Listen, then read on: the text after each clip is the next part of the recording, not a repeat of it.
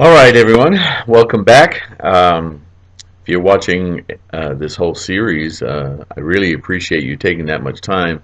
And if you're going to take the time to listen to me, blah, blah, blah, blah, please offer your comments underneath. Let me know, if I'm doing a decent job, if I'm helping you, if I'm missing key things, if you want to hear something else, if you have suggestions, if you just have a question. You can go to my Facebook page and message me like some of you have done. You can put comments under the videos. I'll try to check those regularly. Um, anyway, what I want to talk about in this little talk is about critiques and criticism in general. Critiques have to be careful about what you mean and what you desire from, what you want from critiques.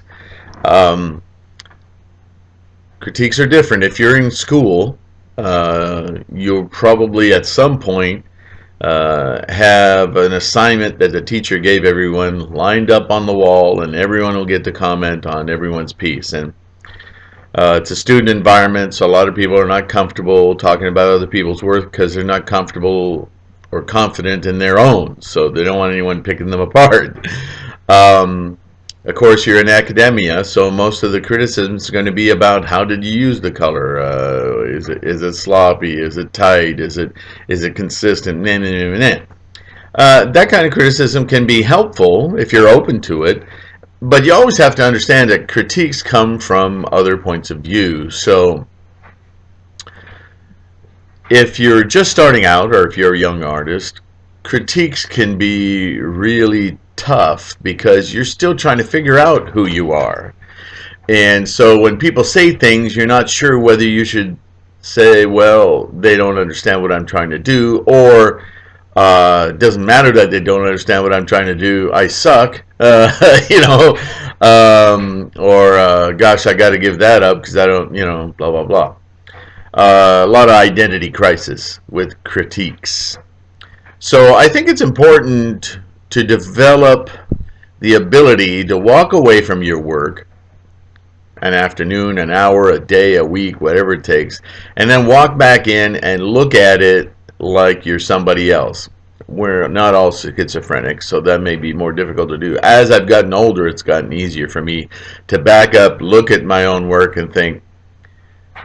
But even as I'm saying that, the things I think about are references to critiques that I've had earlier in my career that keep popping up. So critiques can give you really good tools to look at your own work from your own perspective. Let me give you, for instance, a group of us, some artists that I knew when I was in Southern California, we would get together. There were maybe roughly 10 of us, and at any given time we'd get together at somebody's house. 4 to 8 of us would show up. It almost never had everybody. And our task was to meet, like we scheduled it once a month, first Saturday of the month. Somebody in the group was going to put their latest work up on an easel, and the rest of us were all going to talk about it. That can be a really important experience. So if you can do that, and if you have friends that you trust that are artists, that are in the similar mind of yourself, just because you have a friend who works at a newspaper doesn't mean they have any idea what it is you're struggling with as a painter or ceramicist. So it's important that the group you get criticism from are people who are, if not sympathetic, at least empathetic to what it is you're doing. And that usually means people that are trying to do similar things, other painters, other ceramists, whatever. You develop your own little pseudo community, your little village, and it can be tremendous. But some people will look at your work and go, I don't get where you're going with this.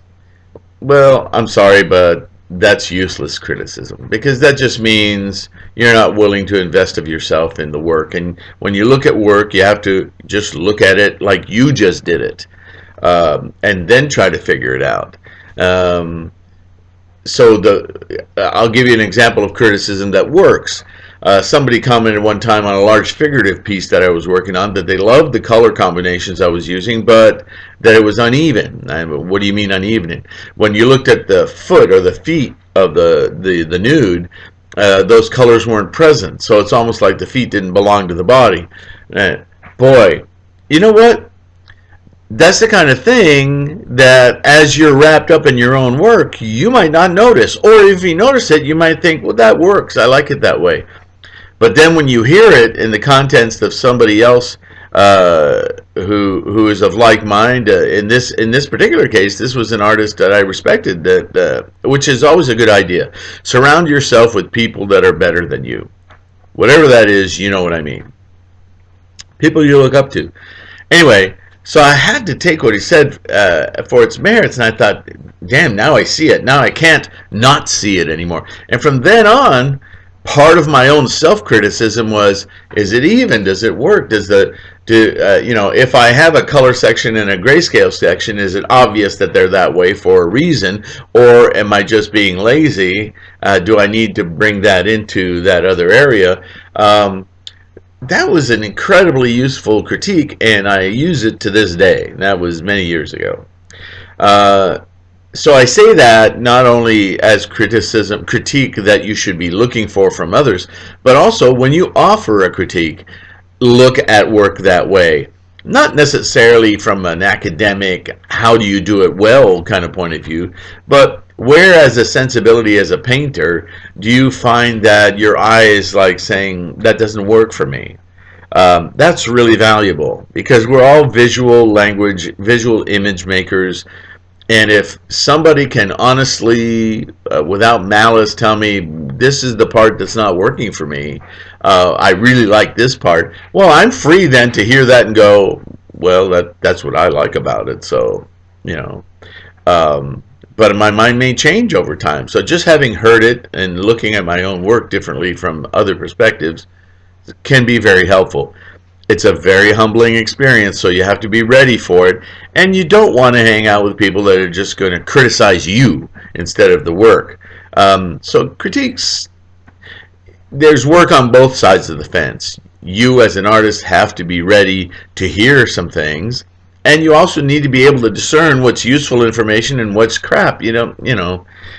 Because personalities are in everything, egos are in everything, and that's why I mean humbling. Because if you truly get together with a good set of people that criticism can work for everyone, there's usually a lot of humility involved because you have to be vulnerable and you have to be willing not to attack that vulnerability either. Listen, some work's just not for you, so it's better for you to say, I just can't speak to this at all. I'd rather not say anything. I'm sorry. Than to just go in and go, well, that's stupid. Don't. That's not criticism. That's just vitriol. So anyway, that's my 2 cents on critiques. And good luck with that. Be your own critic. Be willing to develop that skill because it's not an easy one to be objective about something that's so entirely subjective. Anyway, good luck with that. Thanks for listening. I'll see you soon.